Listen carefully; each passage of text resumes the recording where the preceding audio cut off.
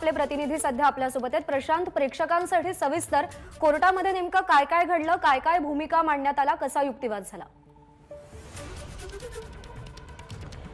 प्रज्ञा 10:30 वाजता सुप्रीम कोर्टामध्ये ही सुनावणी सुरू झालेली होती। पहिलं आर्ग्युमेंट जे आहे ते अर्थातच डेटा संदर्भातलं होतं। ओबीसी आरक्षण जर पुनर्स्थापित करायचं असेल तर ते केवळ डेटाच्याच आधारे करता येईल असं सुप्रीम कोर्टानं म्हटलेलं आहे। राज्य सरकारचा हा प्रयत्न होता की केंद्राने 2011 ची जी जनगणना केलेली आहे त्याच्यातला जातनिहाय डेटा जो आहे तो आम्हाला उपलब्ध करून द्यावा। केंद्र सरकारचं म्हणणं होतं की हा डेटा सदोष आहे आणि आम्हाला तो देता येणार नाही। केंद्र सरकारचं हे प्रतिज्ञापत्र सुप्रीम कोर्टानं मान्य केलेलं आहे आणि कुठल्याही पद्धतीत आता राज्य सरकारला हा एम्पिरिकल डेटा जो आहे तो केंद्राकडून उपलब्ध होणार नाहीये हे स्पष्ट झालेलं आहे।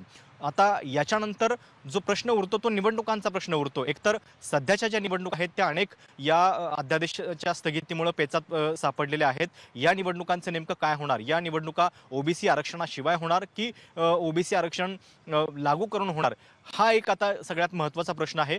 त्याच्या संदर्भात राज्य सरकारच्याच वतीनं मुकुल रोहतगी यांनी असं म्हटलंय कोर्टाला की 6 महिन्यांचा वेळ आम्हाला किंवा या ओबीसी आरक्षणासंदर्भात जो आयोग नेमलेला आहे त्यांना द्यावा। सुप्रीम कोर्टाने हे निर्देश द्यावेत की 6 महिन्यामध्ये ही प्रक्रिया पूर्ण केली पाहिजे आणि 6 महिन्यामध्ये हा डेटा पूर्ण करून फ्रेश पद्धतीनं ओबीसी आरक्षणाच्या म्हणजे लागू करूनच या निवडणुका आता आम्ही घेऊ अशा पद्धतीचं एक प्रतिपादन राज्य सरकारच्या वतीने करण्यात आलेलं आहे। त्याच्यावरती सुप्रीम कोर्ट नेमकं काय म्हणतं हे बघावं लागेल आणि त्याच्यातही परत दोन आपल्याला उपप्रश्न आहेत। एकतर सध्याच्या ज्या निवडणुका आहेत 105 नगरपंचायतीच्या त्यांचं नेमकं काय होणार? कारण त्यांची उमेदवारी अर्ज भरण्याची, उमेदवारी अर्ज मागे घेण्याची सगळी प्रक्रिया संपलेली आहे। 21 तारखेला वोटिंग आहे तर ते वोटिंग पण आता स्थगित केलं जाणार की या निवडणुकांसोबत पुढच्या ज्या निवडणुका आहेत त्या 6 महिन्यांसाठी सर्व स्थगित होतात हे आता आपल्याला बघावं लागेल।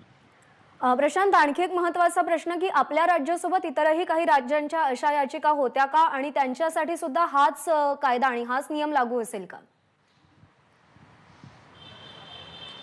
मध्य प्रदेशची जी याचिका आहे ती आपल्यासोबत काल सुनावणीस घेण्यात आलेली होती। मध्य प्रदेशचा जो प्रश्न आहे तो महापौर आणि जे नगराध्यक्ष असतात त्यांच्या आरक्षणासंदर्भातला आहे। काल सुप्रीम कोर्टाने हे म्हटलेलं होतं की दोन्ही प्रश्न आम्ही एकत्रित पद्धतीनंच ऐकू।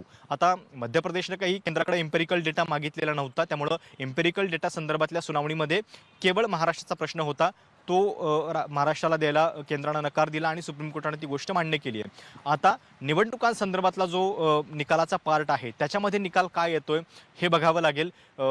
जी मुदतवाढ महाराष्ट्र सरकारनं मागितलेली आहे ती महाराष्ट्र सरकारला मिळते का हा एक सगळ्यात त्याच्यातला पहिला प्रश्न आणि त्याच्यासोबतच मग मध्य प्रदेशसाठी सुद्धा काय आदेश येतोय किंवा जो काही आदेश असेल ओबीसी आरक्षणासंदर्भातला तो मध्य प्रदेश आणि महाराष्ट्र या दोन्ही राज्यांसाठी लागू होईल। प्रशांत, आणखी एक महत्त्वाचा मुद्दा जो 6 महिन्यांचा कालावधी मागितला जातोय त्याबद्दल कॉन्फ्लिक्ट्स आहेत, कारण का ओबीसी नेते असतील किंवा चंद्रशेखर बावनकुळे असतील त्यांचं असं म्हणणं आहे की 6 महिने हा खूप मोठा कालावधी होतो, एवढ्या कालावधीची गरज नाही। ज्या ग्राउंड लेवलच्या यंत्रणा आहेत त्या कामाला लावून 1-2 महिन्यामध्ये एम्पिरिकल डेटा मिळवता येऊ शकतो। नाही, आता याच्यामध्ये कसं आहे की राजकीय अँगल भरपूर आहेत। म्हणजे उद्या जर राज्य सरकारनं 3 महिन्यांची वेळ मागितली तरी सुद्धा विरोधक असं म्हणणार नाहीत की राज्य सरकारला 3 महिन्यांचा वेळ मिळावा म्हणून, तर ते 3 महिन्यांचा सुद्धा कालावधी खूप जास्त आहे असंच म्हणतील। अकॅडमिक दृष्ट्या सुप्रीम कोर्ट नेमकं कुठल्या गोष्टी मान्य करतंय हे आपल्याला बघावं लागेल। कारण एकतर मराठा आरक्षणाच्या संदर्भात सुद्धा डेटा गोळा करण्याचं जे काम झालेलं होतं ते किती वेगात झालेलं होतं हे आपण बघितलेलं आहे। अर्थात त्याचा नंतर पुढे काही उपयोग झाला नाही ही गोष्ट वेगळी, पण जर त्या पद्धतीने काम करायचं ठरवलं तर ते होऊ पण शकतं आणि त्या अनुषंगाने आता एकतर हे स्पष्ट झालेलं आहे की राज्य सरकारला स्वतंत्र पद्धतीने आपली यंत्रणा राबवूनच डेटा गोळा करावा लागणार आहे। तो गोळा करण्यासाठी जी त्यांना मुदत हवी आहे ती आता सुप्रीम कोर्ट देतंय की नाही हे आपल्याला बघावं लागेल। या सगळ्या संदर्भातले अपडेट तुमच्याकडून प्रशांत घेत राहणार आहोत। तुम्ही राहाच आपल्यासोबत। आपले प्रतिनिधी वैभव परब सुद्धा आपल्यासोबत आहेत आणि त्यांच्यासोबत मंत्री सुनील केदार आहेत। वैभव।